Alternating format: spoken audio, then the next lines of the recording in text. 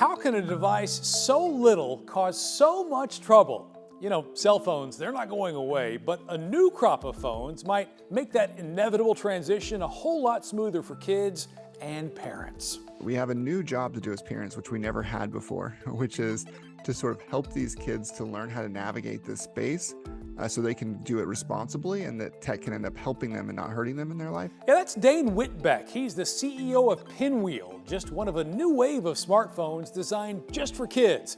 And parents say it's about time. We're hearing from parents all the time how this is really changing the way that they parent and really helping them do this job. Now, the research is clear. A National Institute of Health study shows 89% of kids 13 to 17 have a smartphone. And those teens who report higher use of smartphones and social media also report higher levels of mental health issues, self-harm, even suicide.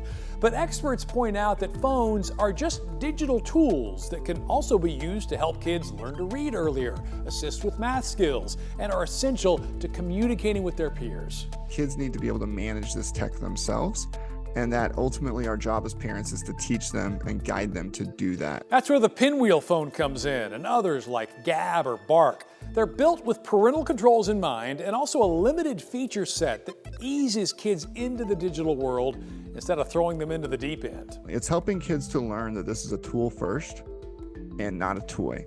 Digital baby steps, kind of like driver's ed for smartphones. Devices designed to help parents allow their kids to be a part of the digital age while building responsible habits they'll need down the road. Even if it's only for a couple of years, getting the right tool in place that helps them frame it the right way will really pay big dividends throughout their life.